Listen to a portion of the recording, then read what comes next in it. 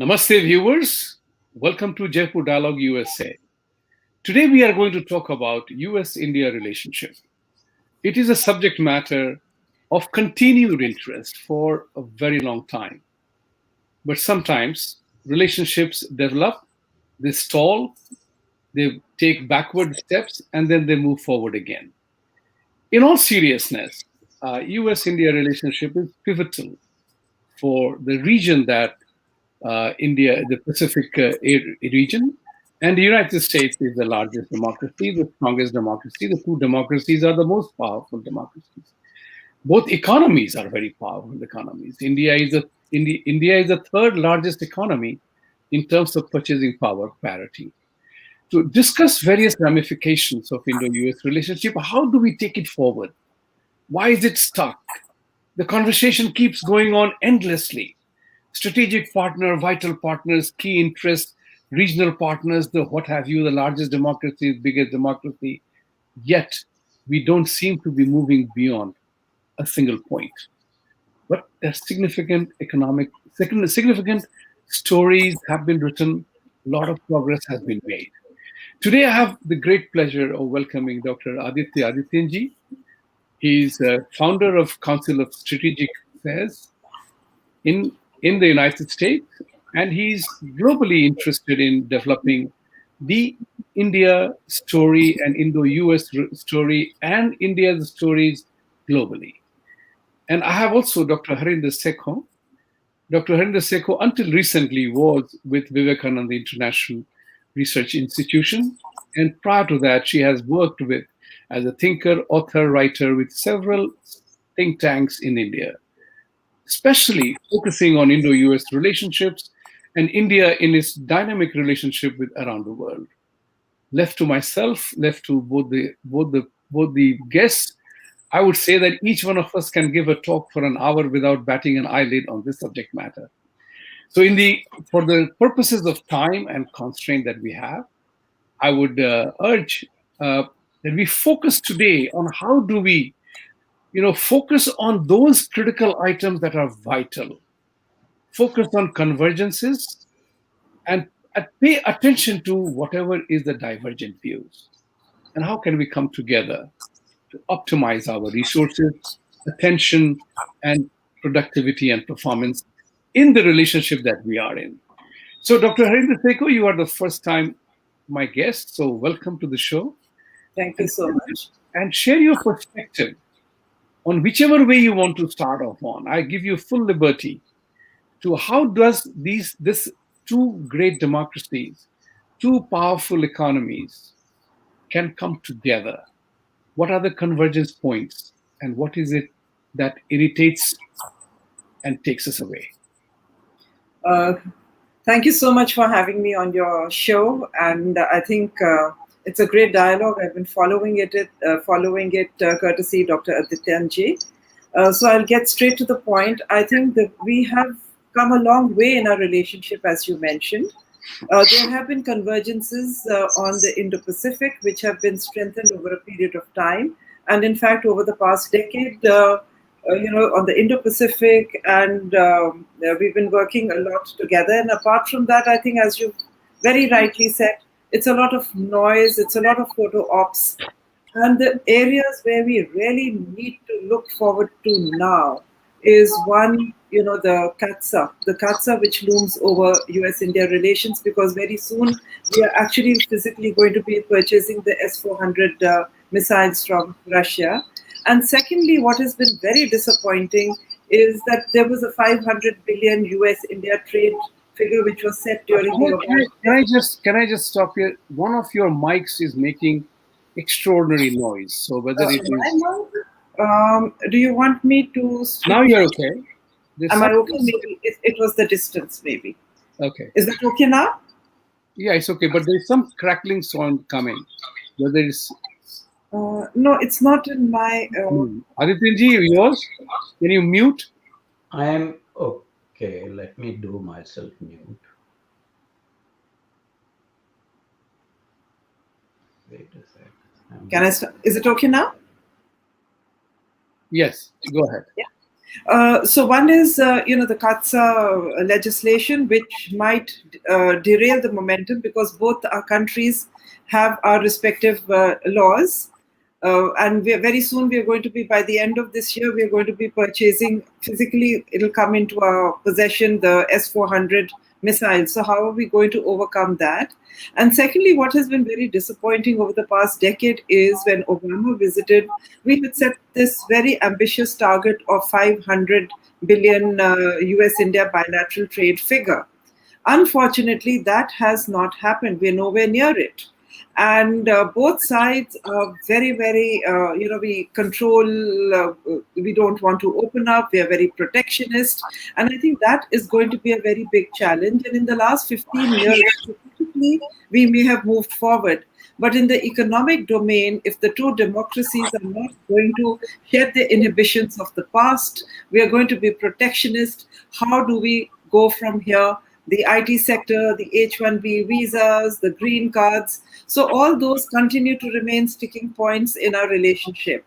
So I think I'll leave it there and then join the conversation as we progress. Thank you. Thank you, Dr. Sekhon. Adityanjee, please kindly unmute your mic now. One of the key things is that Mr. Blinken's visit to India.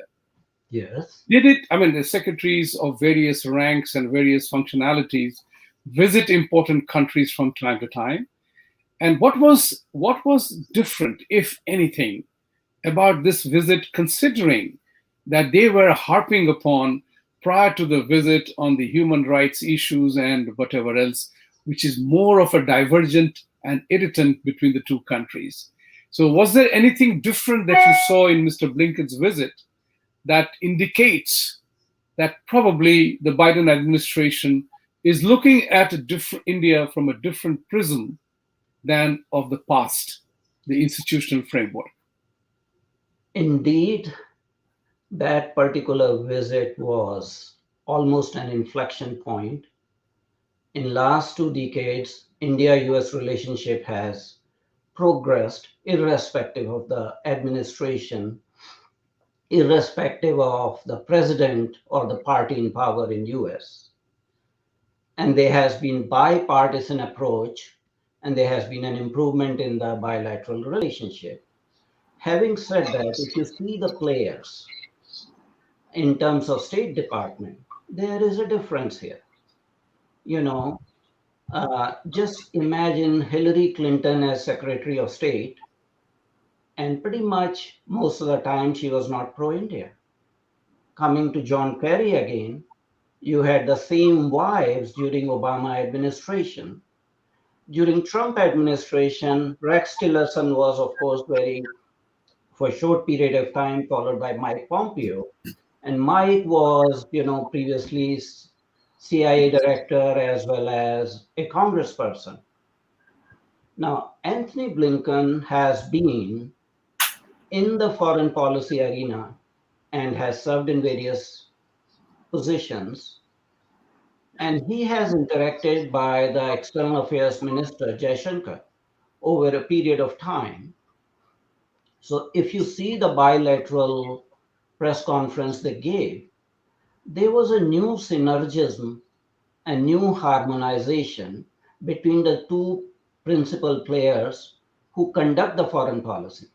I'm not talking about the leaders, because leaders have their own relationships, and there was a lot of concern before Anthony Blinken came and before, when there was a transition in government, because traditionally Republican administrations have been much more favorable to India as compared to Democratic administrations. So in both those spheres, you had some changes that as soon as President Biden came to power, he actually did not neglect India. And we had on March 11th or March 9th, the virtual Quad Summit. That was a remarkable achievement. And what you see now, after Tony Blinken having visited, the naysayers or the people who dragged the bilateral relationship down, there were 30 organizations in US that had demanded that Secretary Blinken go to India and sanction India on democracy deficit and human rights. And that did not happen. I think Blinken was very, very comfortable saying that, we have some humility having this dialogue with India because both our democracies are work in progress. And I think he was saying that he sees reflection of Indian democracy in US democracy. And he complimented Indian democracy for having the largest electoral exercise that elects the government. So, minor issues apart, yes, he did meet with so called civil society leaders, but the crux of the matter was focus on the problems both these countries are facing in the international arena, whether that is in Afghanistan, whether that is in the Indo Pacific region, whether it is the management of COVID 19. And of course, the last focus was on democracy related issues, which was really not part of the official dialogue. So I, after witnessing the press conference of both of them, Jaishankar and Secretary Blinken, I was struck by the optics, the atmospherics, the body language, the synergism in handling the questions, and the complementarity of the relationship between these two executors of the foreign policy. It's very, very important. If the Sherpas or the Mandarins are not on board, you can very well think that the relationship is not going to be advancing. In fact, in the past, US India relationship was characterized by a frigidity. And what I see in the optics, that frigidity has been replaced by warmth, there's harmonization, there's convergence in ideas and convergence in multi-dimensional relationship. Yes, there are irritants, and these irritants need to be sort of sorted out. Most of these irritants are in the economic or trade relationships, but there are some in defense relationship also, which Dr. Sekhon mentioned. I think from India's perspective, the threatened CARTSA sanctions are an important issue. It is something that has the potential of derailing the progress that we have achieved over a period of last 2 decades.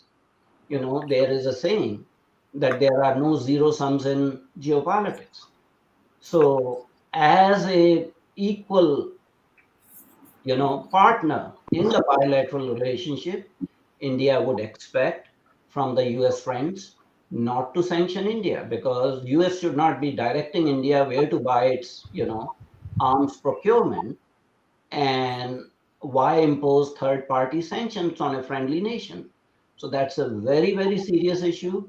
Unfortunately, Secretary Blinken did not make a commitment in his press conference. He said that yes, we have our own laws and time will take its course. What happens? Reality is that as 400 missile defense system delivery will be done in September of 2021. It might be delayed maybe by a month or so, but we are approaching the timeline.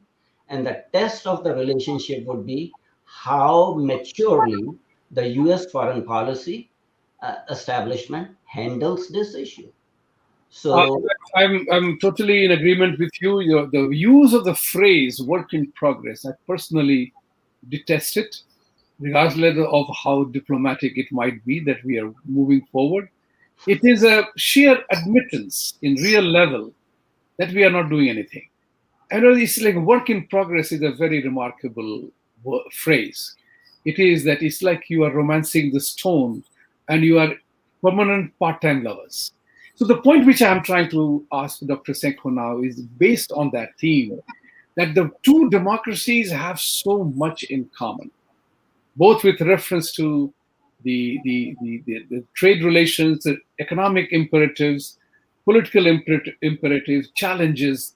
They are so much alike.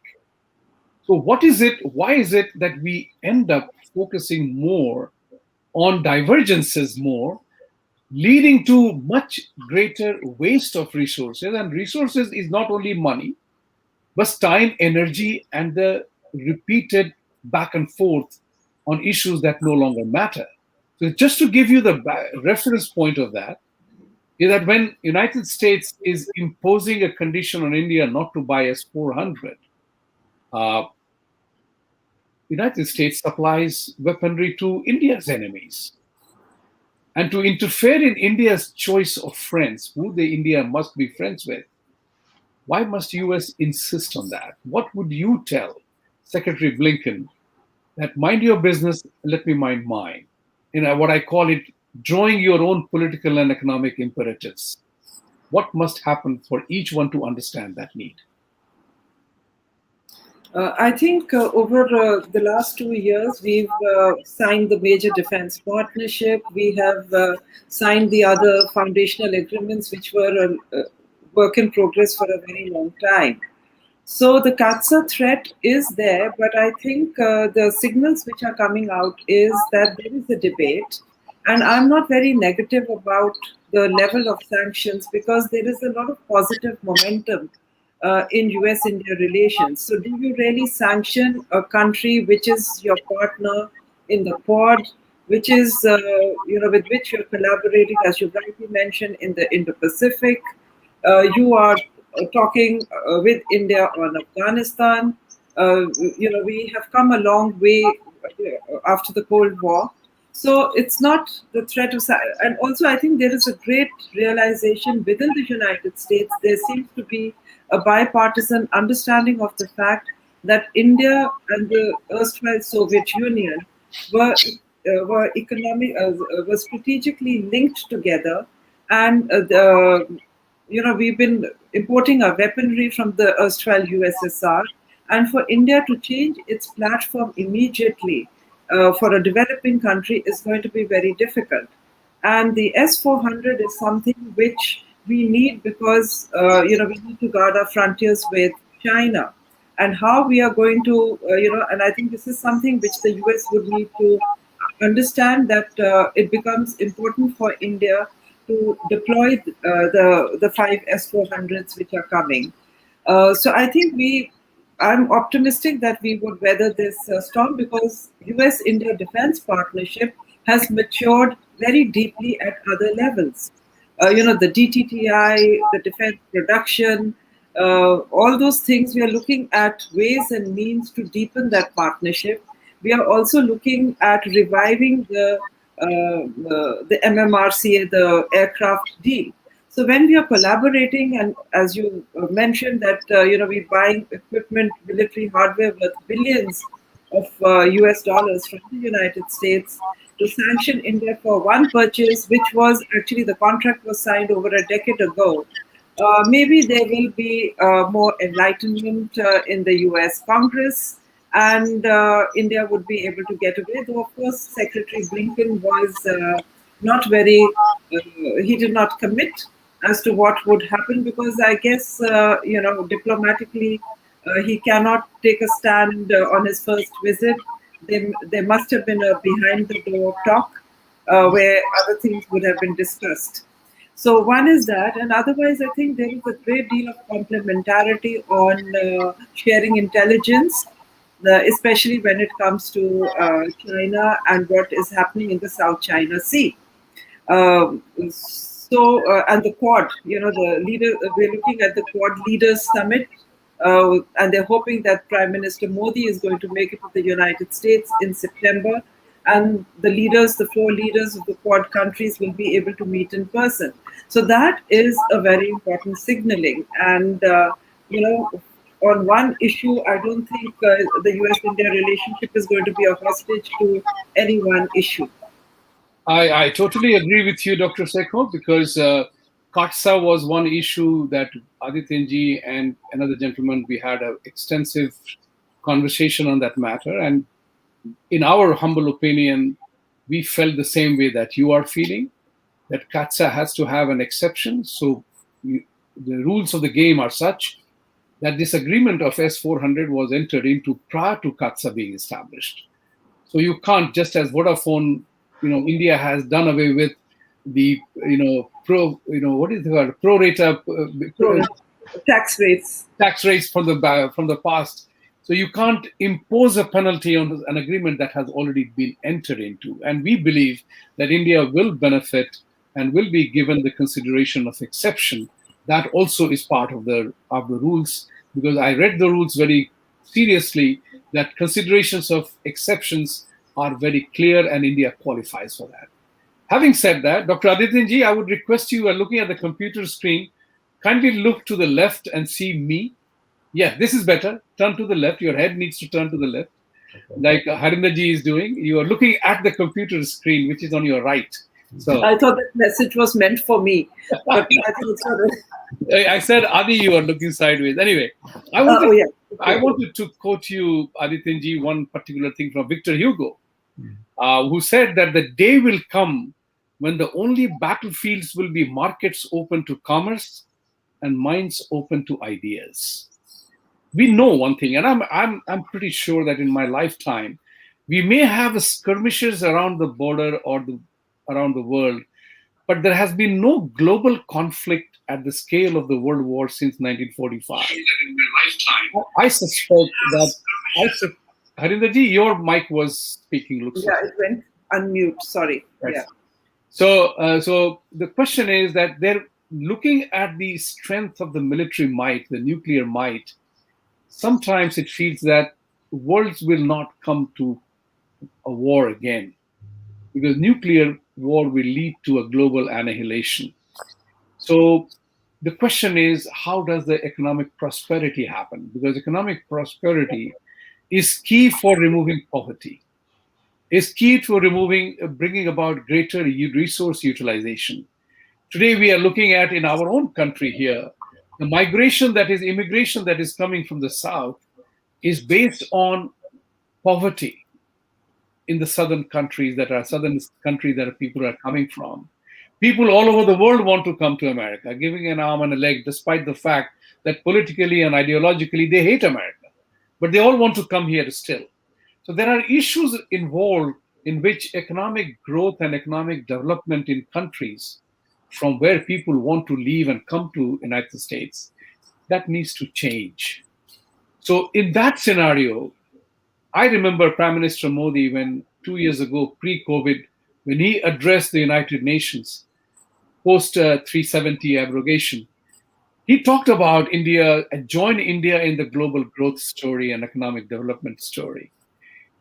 Tell us, how does the United States and India both together can lead the economic resurgence of the world in removing poverty, better utilization of resources with reference to climate change? I mean, is it real or is it unreal? I do not know. I can't come to a conclusion on that. Your thoughts? I think we have to have some harmonization in these areas because each country speaks from its own perspective. Now, we saw, despite very good optics and bonhomie in the relationship during the 4 years of Trump administration, there was a lot of skepticism about climate change. In fact, U.S. By kind of executive order, went back on the progress on climate change or standards and things like that without realizing that, adopting green technologies, adopting, less carbon emissions actually opens up, opportunities for the US industry, for trade and commerce and things like that. Similarly, in other spheres, in increasing the prosperity, increasing the trade relationships, you have to remove the irritants in the bilateral relationship. In fact, after Secretary Blinken's visit, I was watching a show of Strat News Global in which the moderator was Amitabh Reddy, and he was interviewing Ambassador Nirupma Rao and Ambassador Teji Schaefer. And Tejas talked about, the irritants in the economic relationship are the historical legacy, and they need to be sort of sorted out because without sorting out, you're not going to move forward. So I'll give you an example. Uh, Napoleon once called Britain the nation of shopkeepers. Okay. And if I may use that analogy, sometimes the economic behaviors of US policy establishment may characterize it to nation of penny pinchers. And I'll tell you why. You know, US and India set up a target of increasing the bilateral trade. And while we are doing that, you know, India was sort of, the GSP, generalized system of preference, the preferential trade access was removed.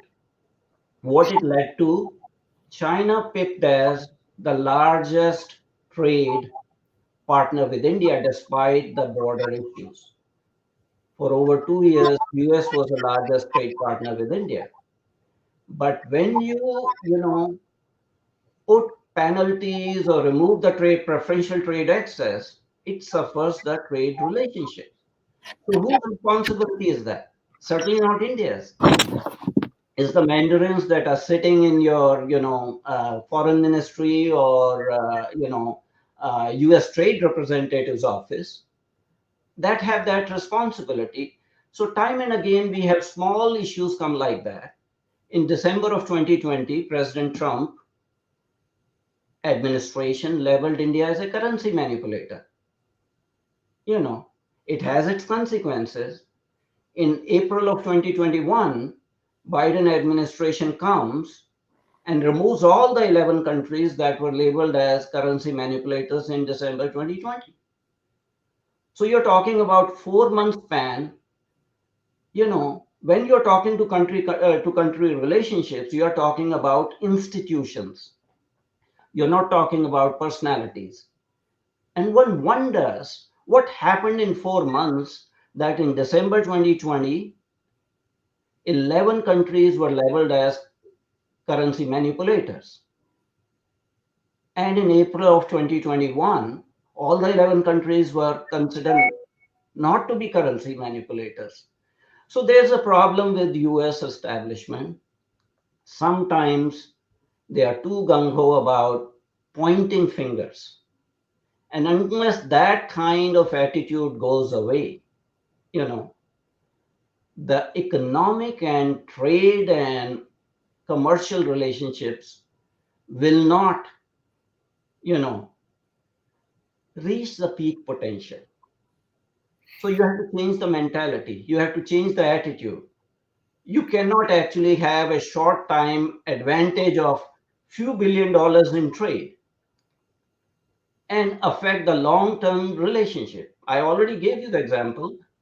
Despite the India-China border conflict in 2020, China is, despite sanctions on apps and this and that, has become the largest bilateral trade partner with India. So the onus lies on US. And yes, both the countries have to live up to the standards. But time and again, US has taken a high and mighty road. In 2005, I wrote a paper on US-India relationships, and it was published in a sort of think tank website that no longer exists, South Asia Analysis Group. And the same paper in depth was published in 2008 in a website called bology.com, and the title was Engaging India. And I clearly actually mentioned that when we are dealing with US-India relationship, it has to be of reciprocity. It cannot be master-slave relationship. It has to be relationship between two brothers. If that is not done, the relationship will not optimize. So there's need for harmony. Being a psychiatrist, sometimes I use certain epithets. I personally say that US, Mandarins suffer from what is called narcissistic entitlement syndrome. You do this for us. You do that for us. You don't buy oil from Iran. You don't buy S-400 from Russia. You buy all the armaments from us, but we'll continue to do. We'll label you as currency manipulator. We'll put on 301 super law. It almost appears that the jiski lathi uski bhais was the old kahawat in India. That still holds true. But then one thing which I wanted to comment upon, the family part of it, that we must behave like brothers. Yeah. I'm a very deep into understanding the family dynamics because of the work that we do in companies and corporations. And we say that family dynamic is a highly misunderstood element. It's a creation of a bonhomie that doesn't exist. Brothers fight with brothers for ancestral properties. Brothers are different from one another. They have only one thing common, and that is their umbilical cord that came from mother and father. So the question is, brothers are different too. So when we apply the brotherly and sisterly affection in an international relationship, it is perhaps putting the things in not so good a perspective. And I'll say humbly in that regard, that brothers differ, brothers and brothers fight. They have differences. That's why it is called sibling rivalry, a well-known term you psychiatrists have given to it. Now, coming to that element, Dr. Sekhon, I wanted to say, like Adityanjee sitting in America was talking about where America must do its things right? So, as the saying goes, not everybody is 100% wrong, and there's a mutual responsibility. Where do you think India must step up for improving the relationship? What is India's key part that where India must change to make America think, okay, those guys changed, let me make a change too? You have to unmute your mic.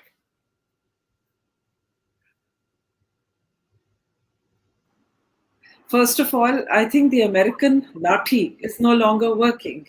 And this is what America needs to realize, that the days of lathi and danda are over. And I think that realization is coming. But maybe we need to extend that in the domain of economic and the social sector. India needs to do a lot by, getting its own house in order when it comes to the IPR law. I agree when we speak to the US interlocutors and they say that what is coming in the way of enhancing the US-India economic partnership is that, they're scared of, when it comes to the pharma and all, that India might go in for cheaper generic drugs. Okay, India needs to get its IPR and set its own house, data protection laws, etc. in order. But coming to that, when we're talking in the context of the COVID-19, I think both India and the United States, even Blinken said that we need to ramp up vaccine production.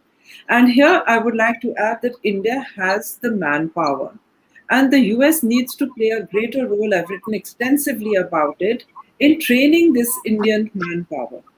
What we really lack is in trained manpower.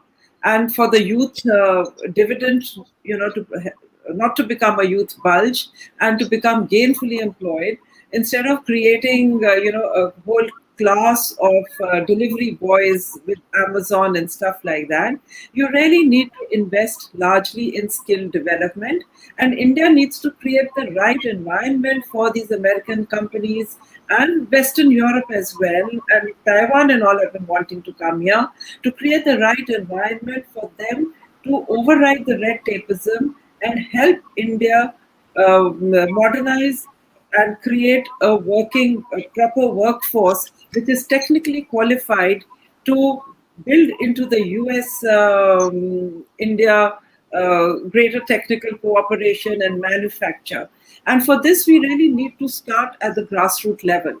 Because what has happened is, instead of the US demanding that, you need to open up your farm sector to all the big US companies coming in, I think where India needs to create a sensitive dialogue is, why doesn't the US create the supply chain mechanism to bring in India's hinterland into the US supply chain mechanism for these entities which they want to bring? So I think this is where we need to have a very sincere and frank dialogue, and both sides need to be very sensitive to each other's concerns. because the US talks about, like, okay, the COVID has impacted the US economy, but nowhere near as our unorganized labor sector, which, for which we have no figures as to the number of people who've lost their jobs. And so, this huge unorganized sector in India, we need to first create a proper mechanism to organize this sector so that when the Americans want to come and train that manpower, I think the Japanese did tremendously by giving us that ODA and official assistance over the years. Whereas the US, unfortunately, for a very long time was known only for the Enron and for the nuclear deal. And that creates, because being a democracy, large sectors are rural areas. So there is a lot of misinformation and there is a lot of political noise. So this is where I think the government needs to have a proper policy debate domestically, and then to transmit this, we need to have a proper debate in Parliament, and then we need to speak to our friends, both the United States. We're doing a lot of dialogue on artificial intelligence and all with Russia. So we really need to speak with the United States. And what gets unfortunately highlighted in India is, all our data protection, all our fights with Facebook and with Google. But I think there's a lot of positive element as well, which happens courtesy these two big social, the IT firms. So we really need to start focusing on the positives and see where we can work together and take that forward. And I think for the economic, there are a lot of long-standing Indian demands of the Indian Americans, which need to be addressed in a similar sympathetic fashion. When it comes to the Indo-Pacific, for example, the US wants India to be at the forefront and play a greater security role. Would we get the same kind of support from the US on our land borders with China? Now, these are some of the issues which create an element of insecurity within India. And the government of the day, you know how well the government nearly fell during the nuclear deal debate in Parliament. The Modi government has an absolute majority, but even then, you find that Parliament is not been allowed to function over the farm laws, over the Pegasus spyware. So we are a very noisy democracy, and so those are the things where the US needs to be a little sensitive. And I think there's a great future, as Adityanjee said. We've come a long way because even at the height of the Cold War, the soft power of the United States was tremendous. Every Indian still aspired to go to the United States, and that continues to remain. So I think there is a very positive momentum, and we just need to take it to the next level. Very well said, Dr. Sekhon. I was, what you said earlier about skill development is music to my ears. Way back in 2007, I was a keynote speaker at Human Resource Planning Society's global conference in Florida. There were more than 700 people who were present there, and I was asked to explain how can India achieve, at that time in 2007, India was notching up 8 or 9% growth rate. And I was asked this question that how would India manage or sustain 8 or 9% of growth rate if it doesn't have adequately skilled people to participate in the economic life of the country, because the major participation will come only when manufacturing arrives. You cannot be working in a factory or having a job if you are MSc physics, chemistry, biology, economics, history, or philosophy, for that matter. Each of the study has a different outcomes.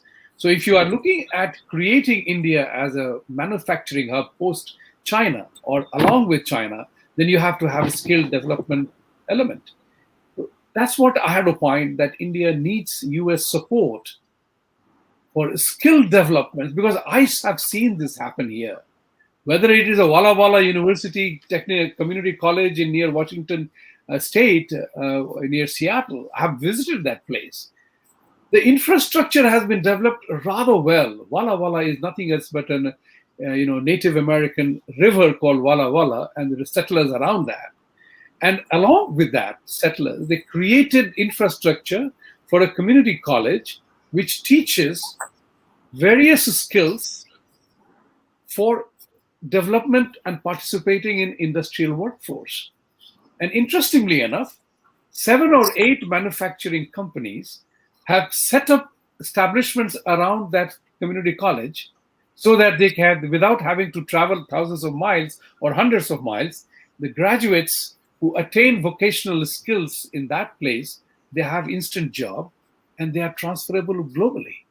So I had suggested to the government of India at that time, and later on in my subsequent visits, that if we create in collaboration with US, significant skill development work in relation to the kind of companies that are coming to invest in America, you can have a wonderful partnership of company X demanding and needing 2,000 people to work in its factories in India. You train them to work in that factory. These people, now look, here is the immigration play. These people will then qualify with the US certificate of completion of courses to work in the United States. Think about it, they become globally employable. That's a great thing. And I totally agree with you that we have to get over what I opened my opening statement I had said. Focus on convergencies and just keep attention on divergencies. So, Adityanji, how would you like to proceed further on this resource part of it with reference to skill development and where the US can help India achieve its goal of Make in India and let America prosper in that process as well? So I think the situation is not so clear cut that US can come and impart skill development to Indians. I think we need to keep bilateral relationship separate from the domestic issues of Indian democracy. All of us agree that there have been economic reforms from 1991 onwards, but there's need for further reforms, and that is the domestic problem in Indian democracy. Yes, it is noisy, but there's need for more reforms. And unfortunately, there are attempts to sabotage those reforms by within the country actors who, for whatever reason, are almost like, weighing down on India's progress for their vested interests. That's a domestic issue. And I think government of the day is trying to handle that. There are people who are neo-Luddites, who don't want any progress, who don't want any technological improvement, who want to continue the system as it is functioning because they have vested interests. So whether it is reform in the farm bill, you know, whether it is building a new parliament, we have to work on domestic reform in India. And rather than trying to pull down the Indian government of the day because it is trying to do the reform. And that is what is the part India needs to do domestically. It's not for US to come and tell us in India what the government should be doing. Indian government has started a skills development, initiative. So it's not that things are not being done, but that is a domestic debate.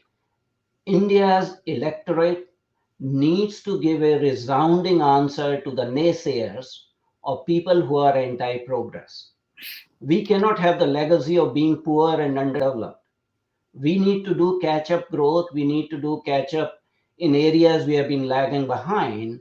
And we really cannot expect US government to do that. And it should not be the role of US government to do that.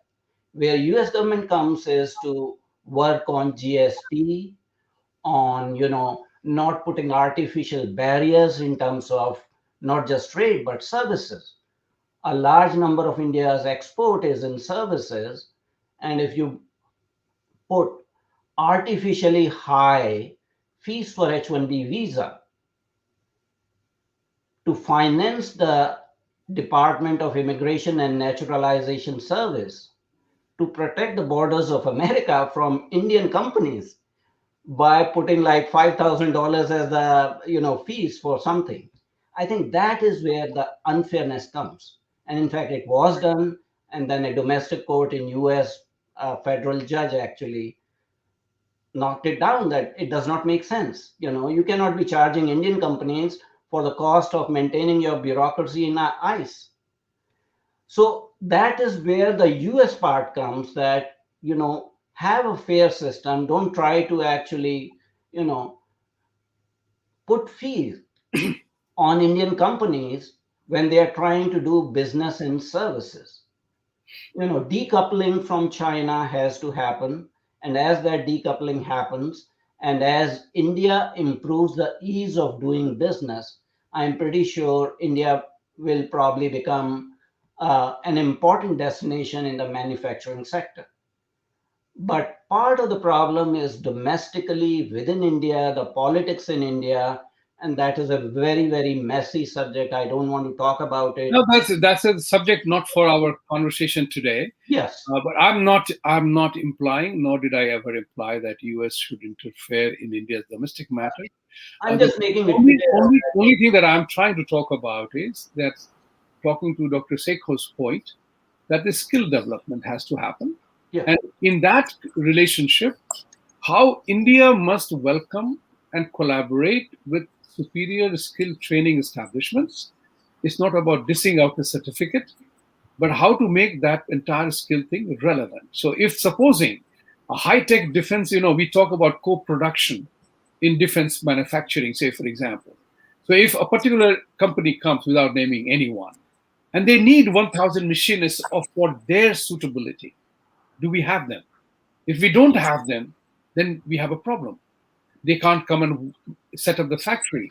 So the kind of collaboration that I'm talking about, I'm asking Indian youth to respond to that. Go and do certificate courses that makes you a good machinist. Work along with your skill set. So now coming back to another, go ahead. You wanted to say something. I just wanted to come in on the point Dr. Adityanjee made about interference. I think the government of India itself has been looking for technical collaboration to skill its youth. Right. So it's not that, so they have been looking extremely extensively towards Taiwan, as I mentioned earlier, and even towards Europe. And this is where I find that the US has not been very receptive, especially as you've mentioned this point about co-production and co-development in defense. And what is often cited is that, the US needs to guard its IPR, its technology. So if you can train people in India and have some kind of a bond, which even Indian entities do, the secrecy or whatever, and involve India and shift the manufacturing base to India, I think it could be a mutually beneficial situation for both the United States and India. Medical tourism, you do not have, initially India helped with the vaccines. It rushed medicines during COVID, but now we need the vaccines. So, and we've got the manpower, we've got the Serum Institute, which is one of the biggest entities in the world. So these are areas, rather than being protectionist, the two countries can work together because we've got the manpower advantage, but we need to probably train that manpower, as you mentioned that with Mutiji. So this is more intervention. Thank you very much. The other one thing which I wanted to talk about, we can go on talking endlessly, and but for the purpose of the dialogue of the understanding of the scenario, I was making a list of things. What must happen? I'm a believer that knowledge by itself is not enough. If we don't apply the knowledge into action, then things don't happen. I may know how to make a plane, but if I don't know how to make a plane, there's no point in my learning how to make a plane, right? So that's the point which I'm trying to drive at. I was listing out things like inconsistencies, infirmities in relationships always exist. The question is the kind of understanding that we have that allows those hurdles to be crossed rather than getting stuck in the quagmire of that. The one thing which I wanted to ask Adityanjee is that, we hear constant sermonizing and lecturing of India by America on human rights, religious minority rights. It is so irritating to me living in America. Now, who are you actually sermonizing and lecturing?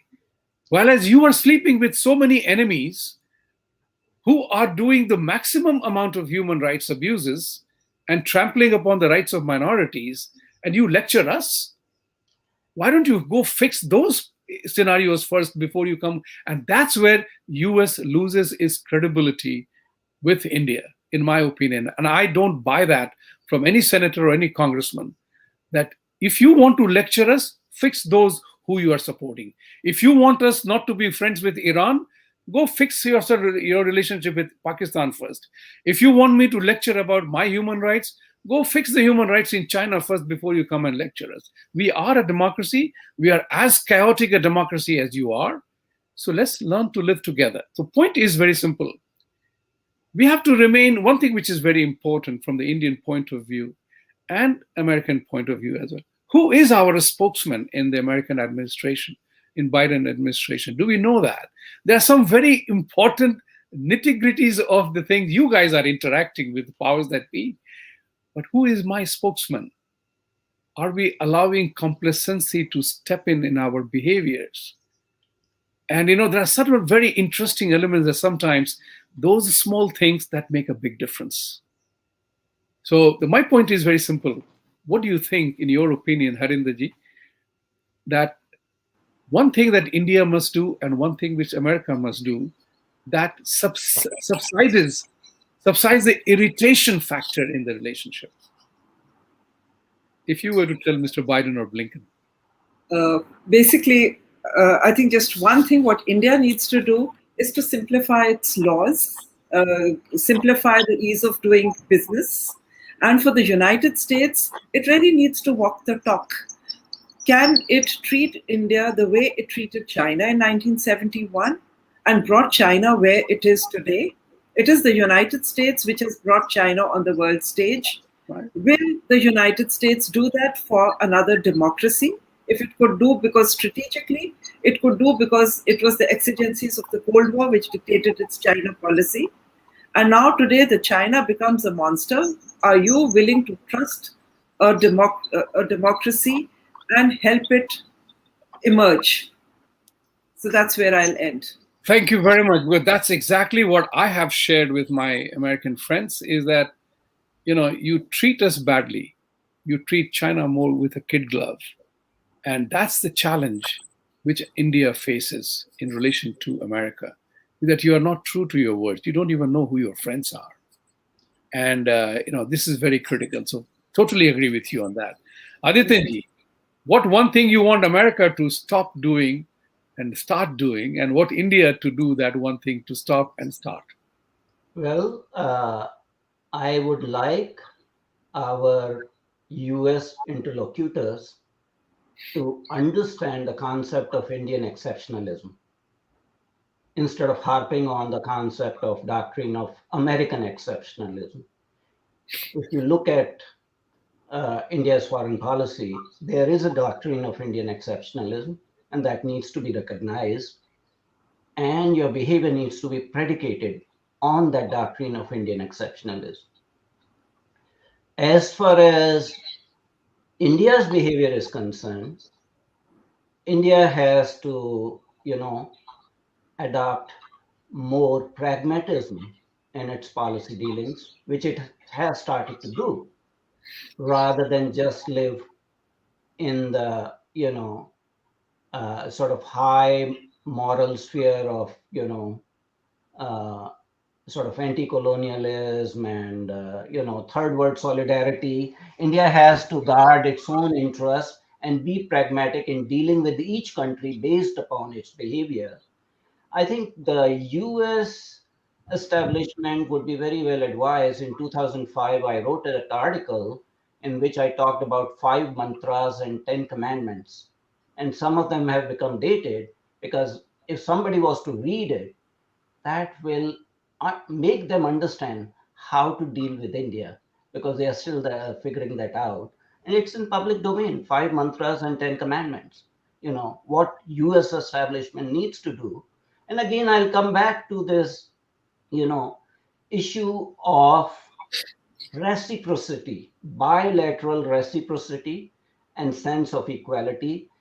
I can tell you, historically and in future, No Indian government will accept a slave master relationship with US or any other superpower, be that erstwhile Soviet Union, be that Russia, be that China. India, as a proud civilizational nation, will not play junior partner or second fiddle to anyone, because there is a doctrine of Indian exceptionalism. And as soon as India's interlocutors from other countries realize that and amend their behavior, I think there will not be any problem in the bilateral relationships. And actually, in that particular article, I refer to this as Adityan doctrine, you know.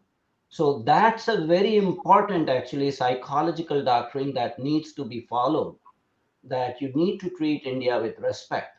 If you keep on, you know, doing a one-sided relationship, demanding you do this, you do that. Yes, there's need for reform in India, but India is an important nation, you know. Thank you very much. Thank you very much. In the closing, I would say that I really enjoyed this conversation. I would like to tell both America and India, the leadership, the interlocutors, the bandwagon, as the saying goes, that you can't live with the social constants with the size of a peanut. So when you sermonize India, remember where you stand with reference to that part of the world.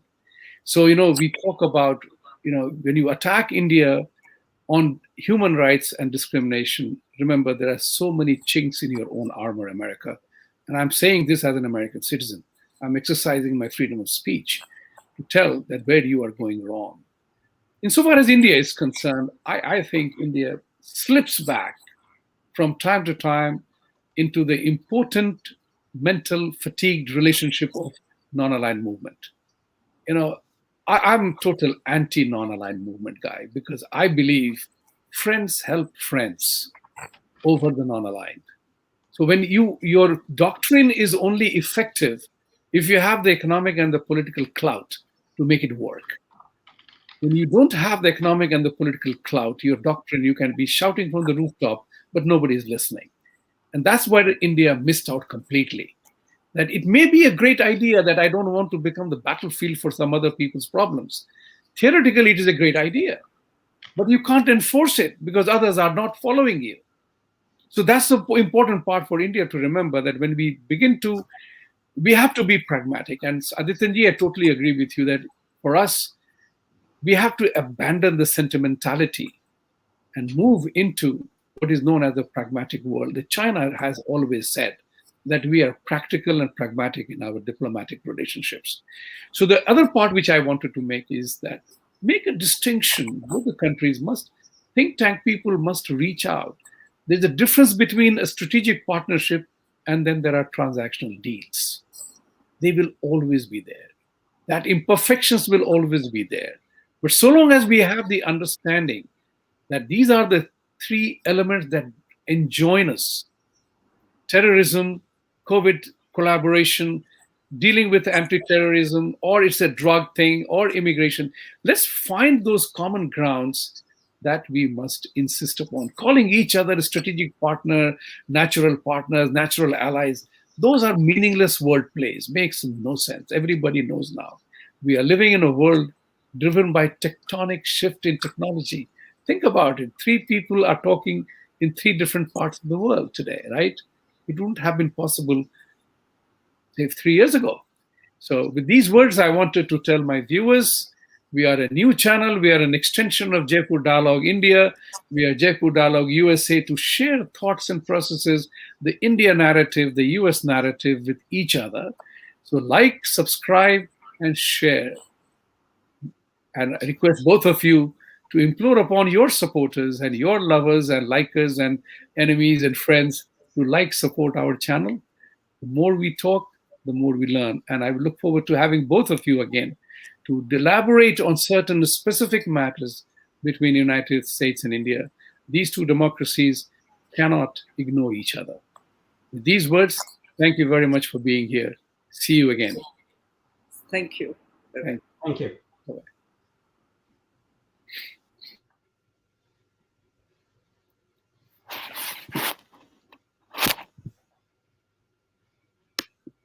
So we are off the record.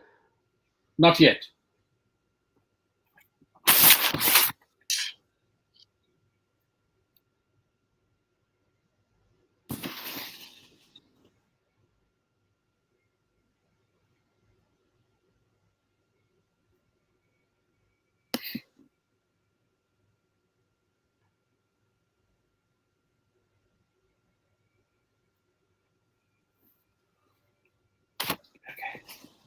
We can end now.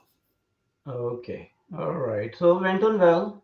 Yes, Uh, I'm looking at the comments made by people, and they're positive. We are getting there. We are getting there. Our program is catching good attention. Like okay. somebody said, a thought-provoking discussion indeed. Somebody says that I look like Afghan President Ashraf Ghani. Well, because of the baldness, you know. Well, and the beard. All right. All right, very good. Thank you. So I Thank you. just send you that 5 mantras and 10 commandments. Yes, please do that. Please do that. And I think that will be helpful to spread that message Right. because I am high on those issues. Okay. Thank you. Thank you.